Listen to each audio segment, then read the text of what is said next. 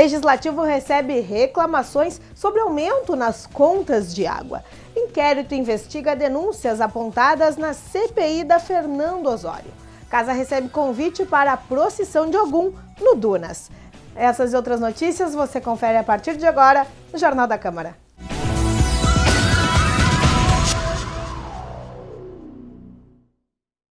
As irregularidades encontradas na Avenida Fernando Osório são alvos de críticas constantemente, tanto por parte dos parlamentares quanto da população que precisa circular pelo local. A obra de requalificação da Avenida Fernando Osório tirou dos cofres públicos mais de 8 milhões de reais. O grande questionamento é os problemas que começaram a aparecer no asfalto e na ciclovia logo nos primeiros meses da inauguração. A fim de investigar as falhas cometidas na requalificação, foi instalada na Câmara, em março de 2014, uma comissão parlamentar de inquérito, que reuniu documentos e ouviu depoentes até setembro do mesmo ano. De acordo com o relator da CPI da Fernando Osório, vereador Marcos Cunha, os problemas encontrados na estrutura da obra ocorreram por erros das duas partes envolvidas, ou seja, governo municipal e o consórcio responsável pela execução. A prefeitura não fez um estudo de solo e o projeto, portanto, foi feito sem o acompanhamento técnico devido. Ali na frente da Anhanguera, na frente do Banrisul, onde tem um encharcamento do solo, se tivesse sido feito o estudo, eles teriam feito uma drenagem ali. Não tendo feito o estudo de solo, o projeto já estava fadado a acontecer o que aconteceu. A empresa veio com aquele projeto que foi apresentado pela prefeitura, executou a obra, também se apercebeu de que estava ali com um encharcamento, que não ia poder ter asfalto junto com a água, mas mesmo assim resolveu fazer 2, 3 vezes, repetiu o mesmo erro. O parlamentar acrescenta as irregularidades na parte dos aparatos utilizados para a execução, como a espessura e qualidade das capas asfálticas. Marcos Cunha ainda destaca que não consegue entender a insistência do executivo em contratar uma empresa que já apresentou resultados questionáveis. Depois verificamos também que a qualidade dos materiais que foi oferecido não era boa, que a mão de obra que foi colocada ali foi questionada pelos fiscais da prefeitura. Tudo isso é feito pela construtora pelotense e pela SBS, quer dizer, consórcio SP foi um consórcio que foi questionado sob o ponto de vista técnico pelos fiscais da prefeitura. E infelizmente esses mesmos profissionais, quer dizer, essas mesmas empresas acabaram sendo recontratadas pela prefeitura. Os trabalhos na casa foram encerrados há mais de um ano. Porém, os materiais colhidos durante o período da CPI estão na mão do Ministério Público. O promotor responsável pelo caso, doutor André Borba, explica que já existe investigação em andamento. Foi instaurado um inquérito civil que se encontra em andamento, aguardando, no momento, algumas informações relativas a 2 processos judiciais que tramitam na comarca de Pelotas. De forma explicativa, ele relata quais objetos estão sendo observados no inquérito. Apurar se houve dano ao erário em razão da execução deste contrato de qualificação da Avenida Fernando Osório e se, em havendo o prejuízo ao erário, se disso decorreu algum ato de improbidade administrativa que esteja previsto na Lei 8.429 de 92. E se avalia se os defeitos na obra decorrem da má execução dessa obra ou por falhas no projeto elaborado pela Prefeitura Municipal. O relator da CPI da Fernando Osório disse estar satisfeito com o trabalho realizado pela comissão. Nós fizemos a nossa parte. Eu digo que a CPI, a Comissão Parlamentar de Inquérito, ela cumpre o seu papel, se faz uma boa investigação, se determina os fatos realmente com provas. Nós fizemos isso, reunimos documentos, testemunhas que comprovam que ali naquele caso houve negligência, pelo menos, da administração e negligência da empresa que executou a obra. Na verdade, um consórcio, SBS e Construtora Pelotense. A alteração na forma de cobrança da água em Pelotas trouxe um impacto financeiro nas contas dos contribuintes. A mudança da área construída para consumo provocou aumento expressivo em muitas residências na cidade. Seu Gilberto Freitas afirma que o valor ultrapassou 100%. Eu pagava R$ 27. O meu hidrômetro fica na frente, não fica fechado em garagem, é aberto para eles entrar, tirar a metragem. E atualmente vem uma conta de R$ 88. É muito, quer dizer, isso não é só para mim, tem muita gente se queixando. Eu me sinto assim, meter a mão no meu bolso e eu vou tentar de todas maneiras provar que esse aumento é abusivo. O vereador Beto Z3 foi um dos vereadores que votou contra.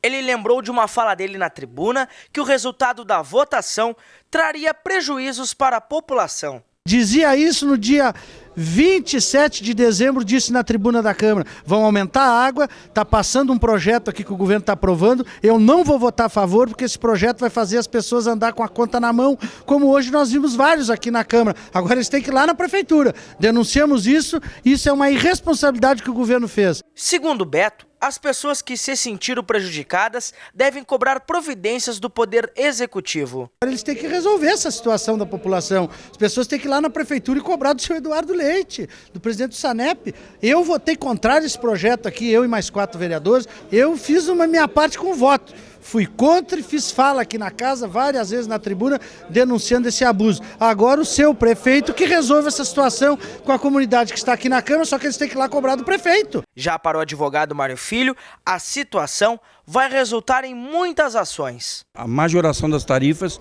não pode ser por lei, mas por órgão regulador com independência administrativa, orçamentária e financeira. Isso está fixado no artigo 9º e no artigo 22 da legislação que regula a prestação de serviços de saneamento básico.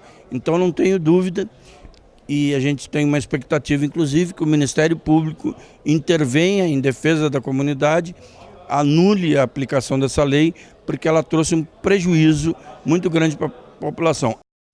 Organizadores da procissão de Ogum no Dunas estiveram na casa e foram recebidos na presidência da Câmara.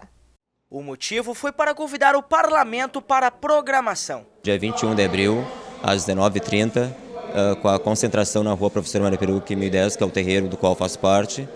E aí depois o trajeto é pelas ruas do bairro Dunas e Bom Jesus até chegar ao Jardim Europa. A nossa função principal de convidar o Legislativo é para agregar a política dentro da religião de uma forma que possamos unir e mostrar com que a política também se faz dentro da casa da religião. Então esse que é o foco principal. Baiano de Oxalá disse ser importante a participação dos devotos do Santo Guerreiro. Convido novamente a todos os irmãos simpatizantes da Umbanda que venham de branco, que venham prestigiar a homenagem ao povo cigano, que é o nosso foco este ano, porque pedimos paz, amor, fartura e fortuna para todos, então que venham para receber a energia do povo cigano e a garra de Pai Ogum. Para a diretora da casa, a Câmara tem que estar alinhada com as diversas formas de manifestações. Os centros religiosos têm sido pauta efetiva na Câmara de Vereadores, principalmente através do mandato do vereador Demar Ornel. Então, nós estarmos presentes nessa procissão demonstra que a Casa do Povo está junto à comunidade nessas demandas também. Confira no próximo bloco uma atividade em uma escola da cidade alusiva ao Dia do Índio. Nós já voltamos. Fique conosco.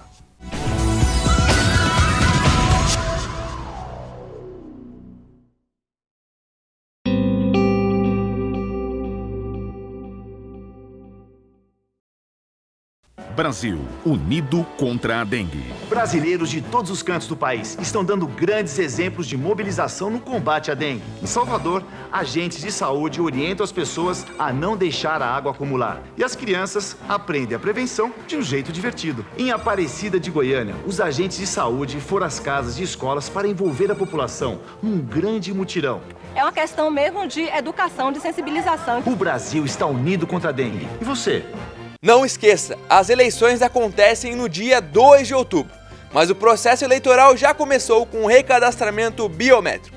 Quem não agendou deve procurar a Justiça Eleitoral até o dia 4 de maio para regularizar a situação.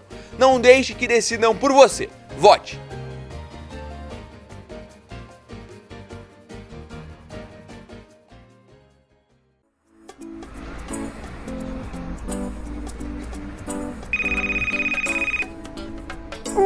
so strange. It's like I'm inside my own head. I don't like how my voice sounds. O celular, quando utilizado no trânsito, tira a atenção do motorista e aumenta em até 400% o risco de colisões. Seja prudente, evite acidentes. Uma campanha TV Câmara Pelotas. O governo federal distribuiu 112 milhões de livros didáticos para 37 milhões de estudantes da educação básica. Garantir o acesso de todos ao livro é um exercício de democracia. Por isso, ensine seus filhos a conservar o material escolar. Ele vai servir para que outros brasileiros também possam aprender. Cuidar do livro didático é compartilhar conhecimento. Ministério da Educação, Brasil, um país de todos.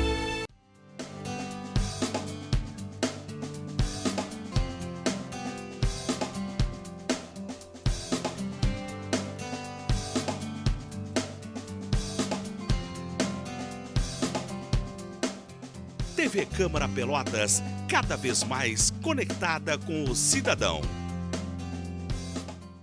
Fiquem atentos, a veiculação da propaganda eleitoral gratuita no rádio e televisão começa no dia 26 de agosto e se estende até o dia 29 de setembro. No rádio, o horário é das 7 horas até as 7h10 da manhã e do meio-dia até o meio-dia e 10. Já na televisão é da 1 até a 1h10 da tarde e das 8h30 até as 20h09 da noite. As inserções alternadas de 30 e 60 segundos acontecem de segunda a domingo, em um total de 70 minutos diários. Em caso de segundo turno, a propaganda eleitoral começa no dia 15 de outubro e vai até o dia 28, com o mesmo horário de veiculação do primeiro turno.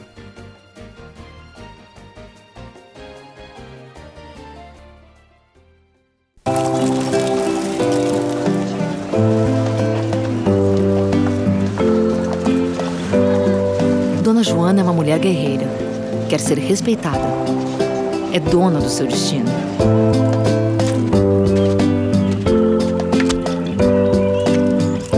Dona Jussara sonha com a igualdade entre homens e mulheres. É dona da sua história.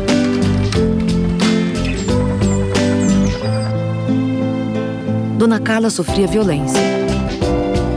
Conheceu a Lei Maria da Penha. Agora é dona da sua vida. Dona Maria representa todas aquelas que lutam pelo fim da violência contra as mulheres. É dona dos seus sonhos. Viver sem violência. Direito das mulheres do campo e da floresta. Ligue 180.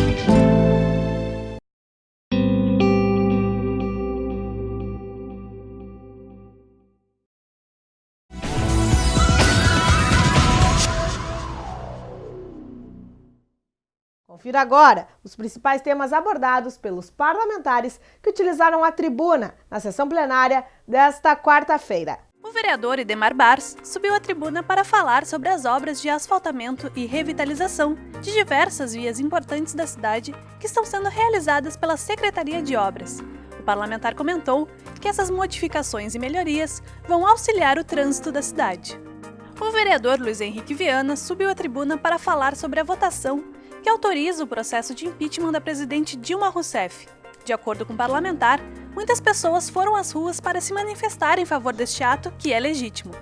Viana também comentou sobre a atitude dos deputados ao votar e comparou com o que acontece na tribuna da Câmara de Vereadores de Pelotas e disse que alguns pontos não são cumpridos pelo regimento do Parlamento Municipal. O vereador Marcos Cunha falou também sobre a votação que autoriza a instalação do processo de impeachment da presidente Dilma Rousseff e os argumentos infundados utilizados pelos deputados.